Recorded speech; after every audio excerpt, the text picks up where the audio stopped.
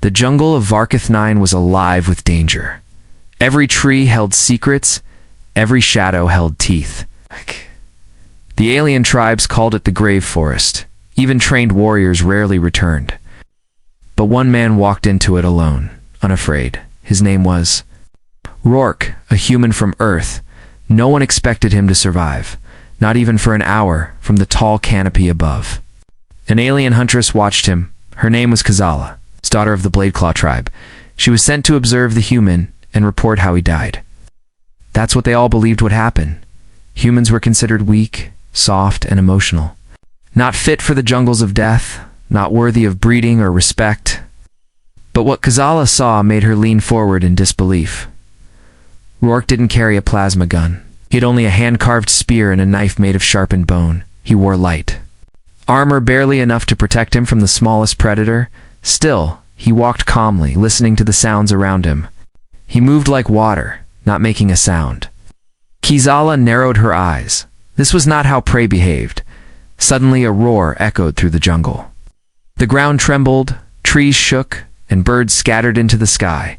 A beast twice the size of a hovercar stepped into view. It was the Razor Fang, the apex predator of Varketh 9. Its eyes locked onto Rourke, its hunger clear. Kazala leaned in, expecting to see the human run, scream, or freeze. But Rourke did none of those. He stood his ground, his breathing slow and steady. He didn't shout or panic. Instead, he bent his knees and watched as the creature charged. Claws raised and jaws open, Rourke threw a flash powder from his belt. A bright light blinded the beast just for a second, but that was all he needed. He leapt to the side, rolled, and stabbed the beast's side with his spear. The Razor Fang howled and spun, but Rourke was already moving again. He climbed a nearby tree like he had done it 1,000 times. The beast chased, but its massive size slowed it down.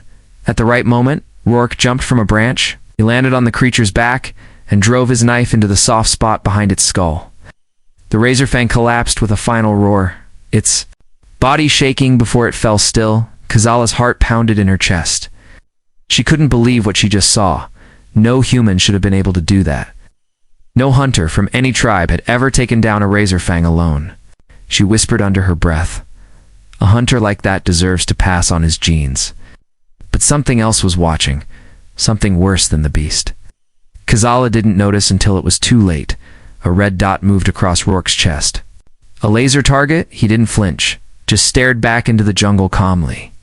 From the trees stepped a group of alien raiders, mercenaries who sold strong warriors to black markets. They had seen the fight too, and they wanted him. Kazala froze, her mind racing. She was not supposed to interfere, not supposed to care, but something deep inside her growled. Rourke didn't move as the raiders surrounded him. One of them spoke. "Human, your genes will sell for millions." That's when Rourke smiled, not a nervous smile, but a dangerous one. He tapped a desk. Hidden switch on his belt, and smoke exploded around him. In the chaos, he vanished. And a loud cry followed when the smoke cleared. 2 raiders were down, and Rourke stood behind the others, covered in mud and blood.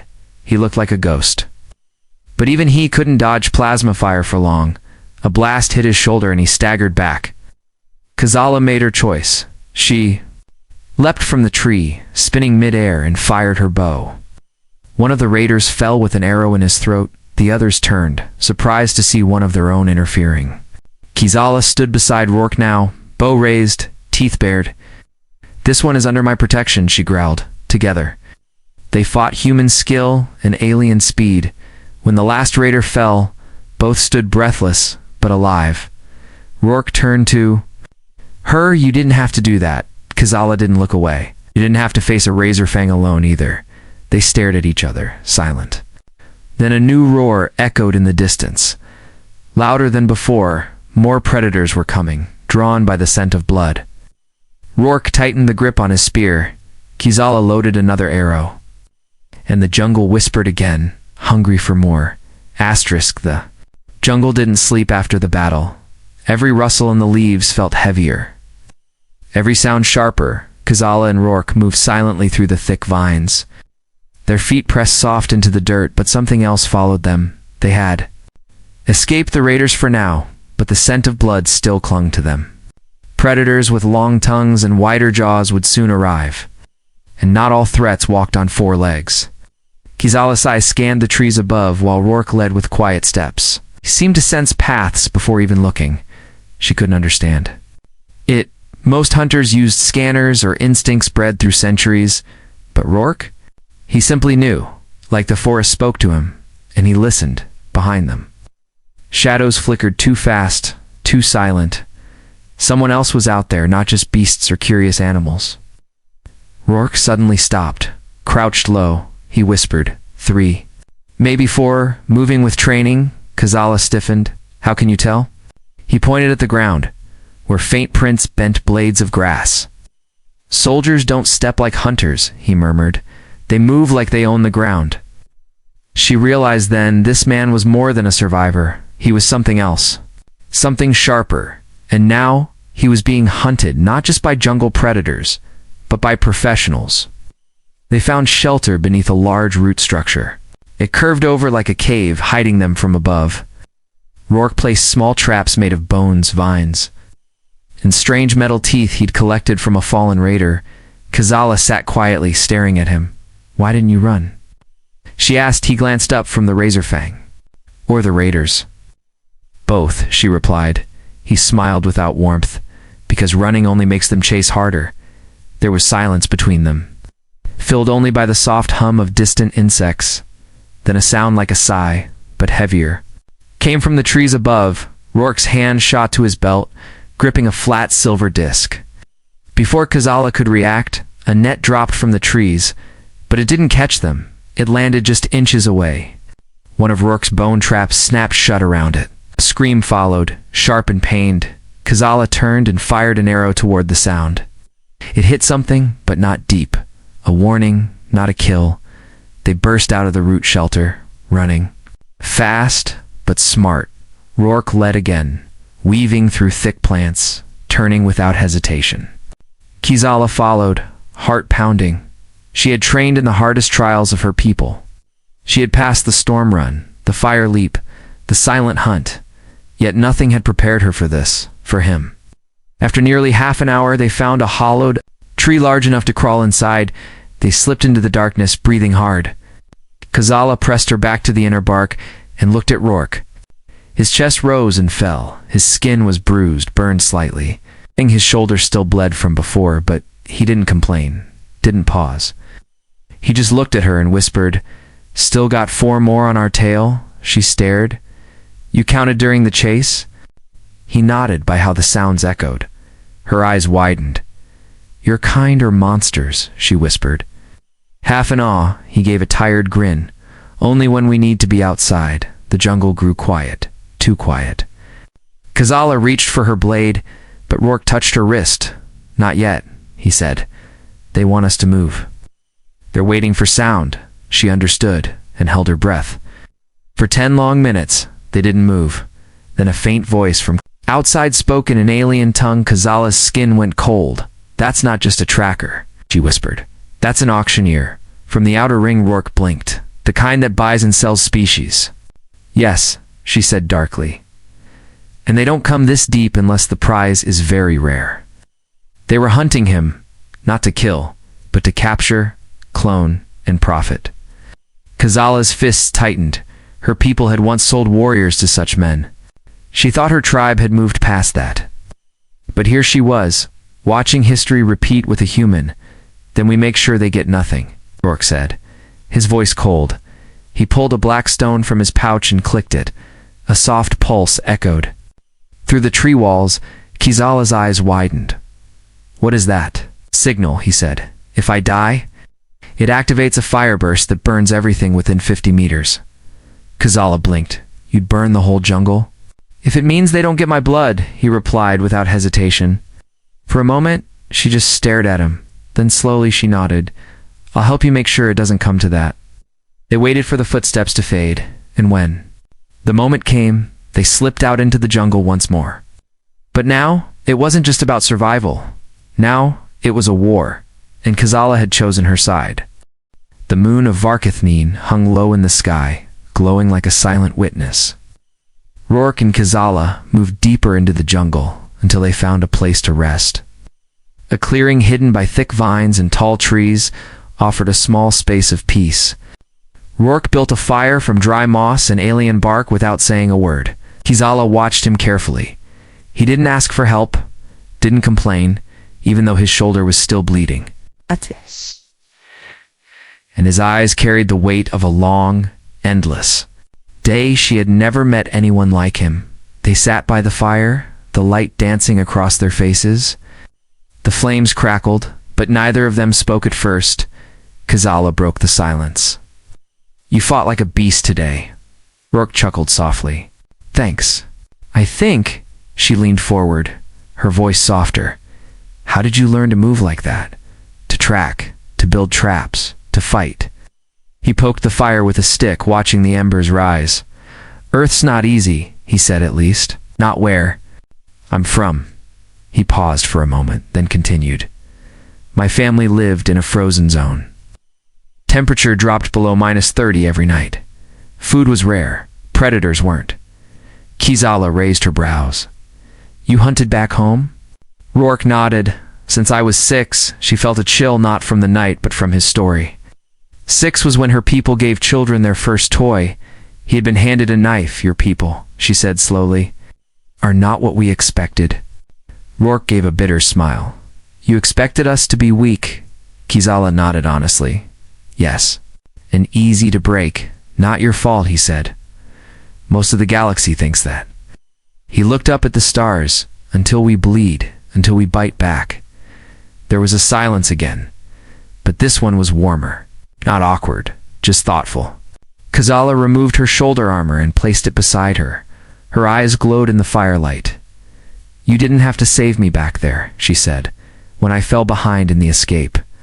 "I know," Rourke replied, "but I did." She leaned closer, her tone sharper now. "Why?" He met her eyes unblinking. "Because you fought beside me when you didn't have to. You protected me too. That matters to humans."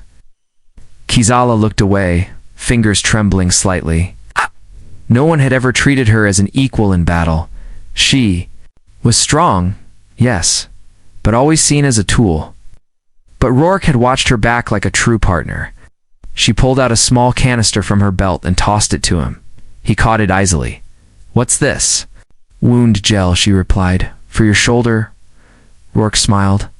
"Didn't know aliens carried first aid." Kazala grinned. "Didn't know humans could make jokes during war." As he applied the gel, he hissed slightly, but kept his hands steady. Kazala noticed his fingers scarred, rough, but precise. Hands that had survived much more than just today. She asked suddenly, "Do all humans fight like you?" Rourke laughed. "No, most are smarter than me." Kazala didn't laugh. "I mean it." He grew quiet. Then answered seriously, "No, not all of us. But humans adapt. Adapt," she repeated. Rourke nodded. "We learn fast, feel deep, break bones, but still walk. It's not just muscle. Something inside. Something old." Kazala stared at him. There was something in his words, a fire that felt familiar, like a hunter's call, like blood before battle, but gentler, sadder too. Then she asked something bold. "Would you ever consider bonding with an alien?" Rourke blinked, caught off guard. He didn't answer right away. Kazala looked down, regretting her question. But then he said softly, "Depends on the alien." Her head snapped up, eyes wide. He smiled, this time warmer. "You're different, Kazala." She didn't speak, didn't know what to say then. Suddenly, a distant howl tore through the jungle. Not a natural one, but mechanical. A signal from a hunting drone. Both of them jumped to their feet. Rourke grabbed his spear. Kazala readied her bow. "Looks like we don't get much rest," she muttered. Rourke glanced at the fire, then at her. "But we got something more important." She tilted her head. "What?" "Shh. Trust," he said, "and maybe something just beginning." They slipped back into the shadows of the jungle. Side by side, stronger than before, and though the darkness returned, it felt a little less cold. Asterisk, the jungle air turned heavier as they moved. Rourke and Kazala kept low, listening for the drone that had howled moments earlier. But what they didn't know, something else had heard it too. And it wasn't a machine. They stopped near a rocky stream where the moonlight barely touched the ground.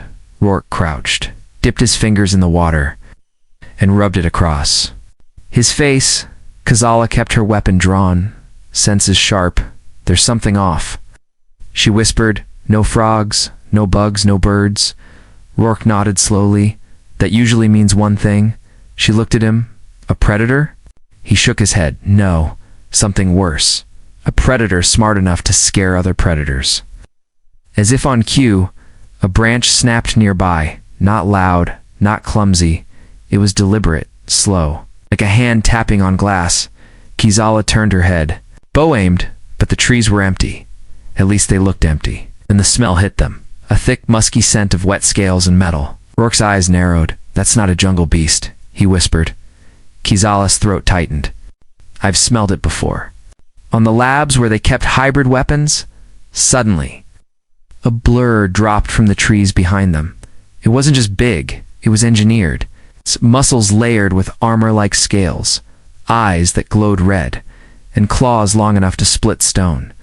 It hissed as it landed, not to scare them, but to test them. Kazala's hands trembled for the first time in years. "The gene hunter," she whispered. Rourke didn't wait. He tossed a flash powder. But the beast turned its head, avoiding the light. Smart, too smart. Kazala fired 3 arrows in quick bursts. They bounced off its thick hide, barely. Slowing it down, it charged. Faster than it looked, Rourke pushed Kazala out of the way and took the hit. The two of them crashed into a tree trunk, the wood splintering around them. Rourke groaned, but rolled quickly, spear ready. Kazala got back to her feet, blood dripping from her forehead. "Any ideas?" She shouted. "Yeah," Rourke growled. "Don't die." They ran, not to escape, but to separate. The beast followed Rourke, its eyes locked on him alone. Dwala realized what he was doing, drawing it away from her. She clenched her jaw and followed silently, taking the trees above as her path. Rourke leaped over a fallen log, then ducked into a small ravine. The gene hunter crashed after him, tearing trees out of the ground. But Rourke knew something the creature didn't. He had scouted this area earlier. He led it toward an unstable rock ledge. Kazala watched from above, heart hammering. At the perfect moment, Rourke climbed up the ledge and waved his arm. "Come on, ugly," he shouted. The gene hunter roared and pounced. Rourke rolled aside, and the ledge gave out. The beast fell, crashing into the chasm below. Dust rose, stones tumbled, and for a moment, silence. Rourke lay on his back, breathing hard. Kizala dropped beside him, eyes wide. "You okay?" she asked. He nodded. That thing was not natural. She shook her head. "No, it was made. It's used to chase runaway subjects, escapees from the breeding labs." Rourke's face darkened. "They use that to track people?" Kizala nodded slowly. "Yes, especially those who refuse to donate their genes." Rourke sat up, his voice colder now. "So I'm not a man to them. I'm just DNA." She looked at him, her voice soft. "You're more than that." "But to them?" Yes, he stood, gripping his spear tighter. "Then I'll show them what kind of mistake they made." Kizala touched his arm. "You already have." They moved quickly from the cliffside, knowing the creature may not be dead. For long, back at their small camp, Kazala treated his wounds again, but this time, her hands were more careful. Almost tender. He looked at her and said, "You knew what that thing was, and still followed me." She met his eyes. "You didn't leave me when I was bleeding either." For a moment, they just looked at each other, not as alien and human, but as survivors, as warriors. Then Kizala whispered, "If this is what the labs are sending now, they must really want you." Rourke chuckled darkly. "Then let them come." He picked up his spear and walked toward the fire. "They think I'm just a body," he said. "But I've got teeth too." Kazala followed, and under the stars of Varketh 9. They sat side by side again, but something had changed now.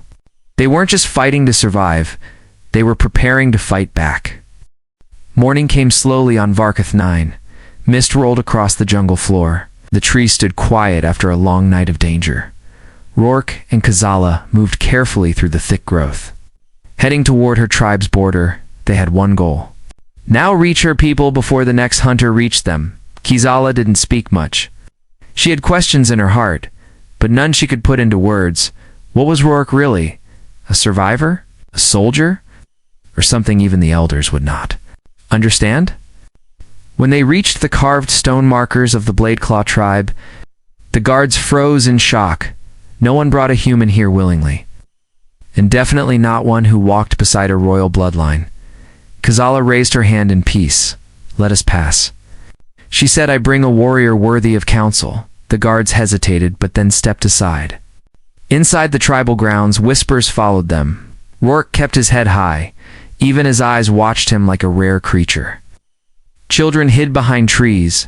Elders stepped forward, sniffing the air. They could smell the battles he had survived inside. The meeting hall, torches flickered on the walls. The tribal matriarch, Elder Veshta, sat at the highest stone, surrounded by council hunters. She was old, with gray fur, 4 arms, and eyes that saw through pride and lies alike. Kizala bowed. Great Elder, I present a human, a true warrior. The elder leaned forward, slowly, staring at Rourke with cold curiosity. You brought a breeder, she said, with no warmth. Rourke stiffened, but said nothing. Kizala lifted her chin. I brought a savior. He saved my life twice, and defeated a Razorfang. And a gene hunter gasps filled the hall, and even the matriarch's brow rose slightly. That creature has not been killed by even 3 warriors. Veshta said. He killed it alone, Kizala insisted.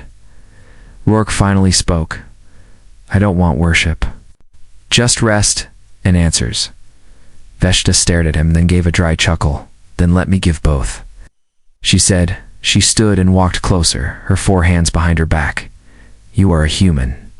Born on a forgotten world, but your kind has drawn attention, and your blood holds strength that our enemies crave. She turned to the council. We stand at the edge of extinction. Our tribes have lost many strong genes over generations. She looked back at Rourke. But here stands a man whose spirit has not been bred, but forged. And I make this offer now.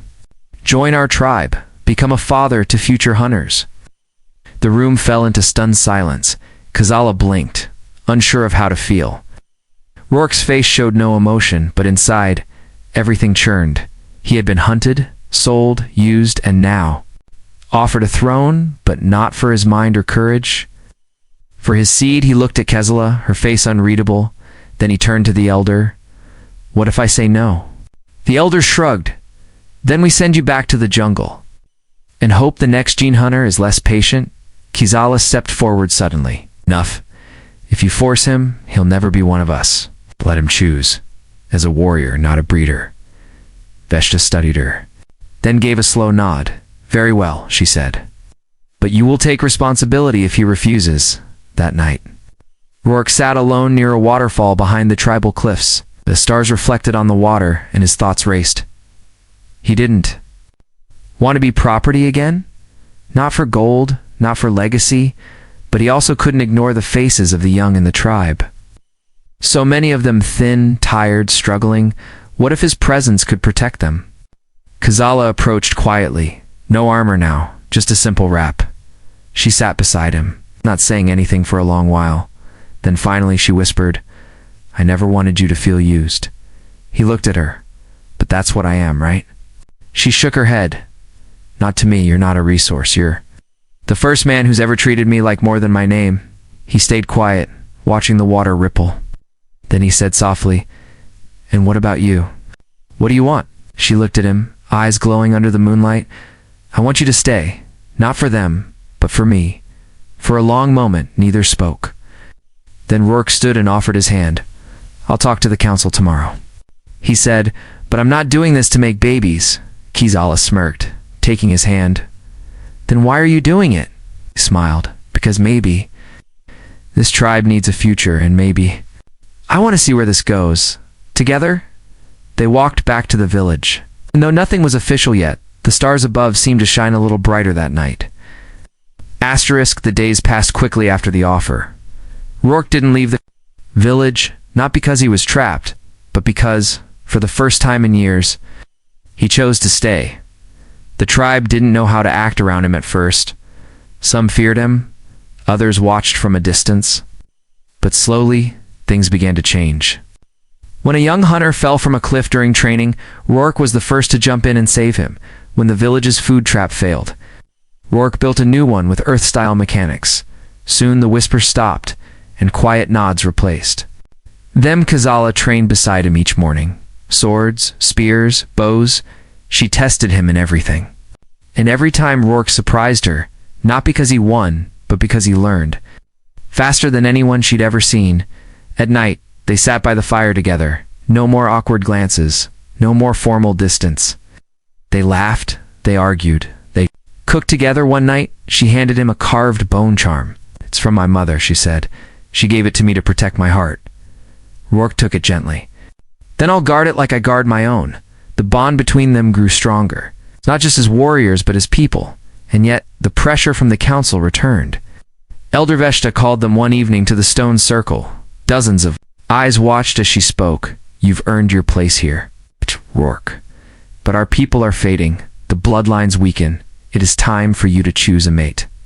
The words were expected but still felt heavy. Rourke looked around and saw several tribal women watching him with interest. Some powerful, some graceful, all chosen for their strength. But he didn't look at them for long. His eyes returned. To Kazala, who stood apart from the others, she looked calm on the surface. But her fingers trembled slightly at her side. Veshta stepped closer. "You are free to pick any among us, or none. But your choice will shape our future," Rourke stepped forward, looked the elder in the eye. "I didn't come here to start a bloodline," he said. "Came here to fight beside someone who never left my side." He turned to Kizala. "She was there when I was hunted, when I bled, when I doubted. I'm not choosing a woman for her genes, I'm choosing a partner." Gasps echoed. A few murmurs of disapproval, too. But Kazala stepped forward, eyes shining. "And I choose him, not for his strength, but for the fire in his soul." The elder sighed, but smiled. "Then the tribe honors your bond." That night the tribe held a celebration. Fires burned bright, music played from bone flutes. Kizala wore a cloak of feathers and copper. Rourke wore traditional leather, marked with warrior symbols. But while others danced and feasted, the two slipped away. They walked beneath the stars. Far from the lights, Kazala looked up at him. "Do you ever miss Earth?" He nodded slowly. "Sometimes the rain, the smell of coffee, the old voices I can't hear anymore." "Do you regret staying?" she asked. He turned to her, brushing a strand of hair behind her ear. "Not for a second," she smiled. Then whispered, "There's something I must tell you." He grew still. "I've never been chosen before," she said. "Not as a warrior, not as a woman." Rourke tilted his head. "Then the galaxy's been blind." They stood in silence, breathing the wild air, and then, without another word, they leaned into each other, not rushed, not claimed, just held in that moment. Everything else faded. The tribes, the elders, the war, the blood. All that remained was a woman who once watched him from the trees, the man who made the jungle kneel. From the shadows, no threats came. No hunters, no machines. Only the quiet heartbeat of something new, something fragile, but strong enough to change a people and, maybe in time, a galaxy. The jungle winds carried no danger that morning, only the scent of smoke, blossoms, and something ancient, peace. But for Rourke, peace didn't last long.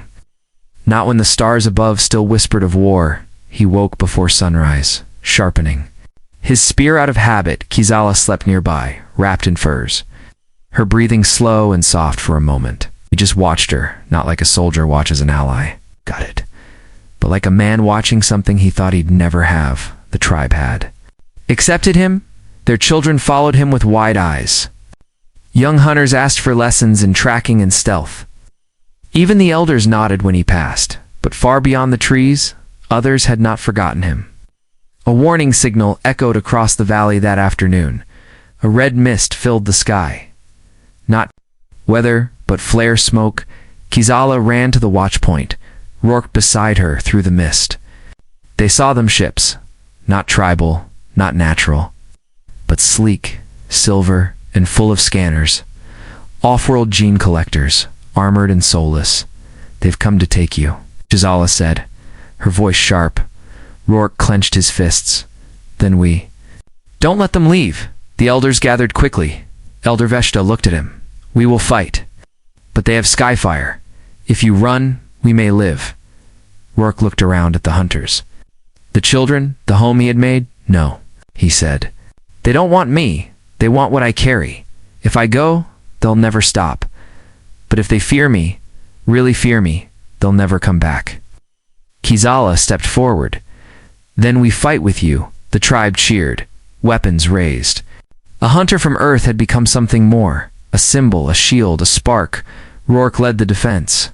Setting traps of fire, bone, and stone, he trained warriors to strike not with strength, but with timing.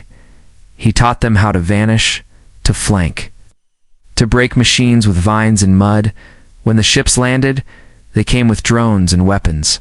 But they didn't expect a tribe that fought like a storm, and they didn't expect him.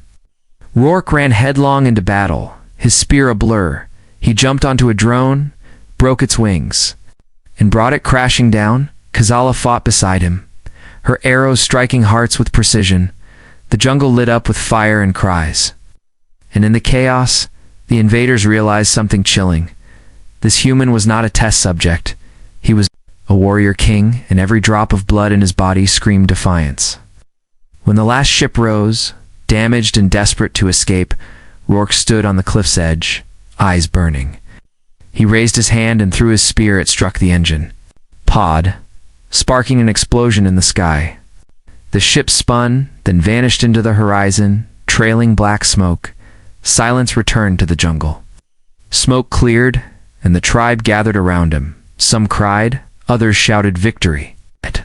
But all of them looked at him now as something sacred. Later that night in the Elder's Circle, Veshta spoke. You have given us more than protection. You've given us future. A future shaped by courage, not by fear. Rourke said nothing. He only turned to Kizala. She took his hand and before everyone placed it over her stomach. He looked at her, confused at first. Then her smile told him everything. A heartbeat new, small, alive, pulsed beneath his fingers. Gasps echoed across the crowd. Rourke stepped back, stunned. I didn't. No, he whispered. Kizala laughed, tears in her eyes. You weren't meant to know yet, but after today, you deserve to. The tribe roared with joy. They sang the old songs, the ones meant for new life. The bloodline had begun, not in a lab, not by force, but by choice, by love, by fight that night. Rourke sat by the fire with Kizala resting. Against him, he looked up at the stars. Somewhere, far across the galaxy. They still wanted him, still hunted his kind. But here, in this wild place, he had done something no war had ever given him. He had created peace, and more than that, he had planted something eternal, not just a child, but a legend, a hunter's legacy.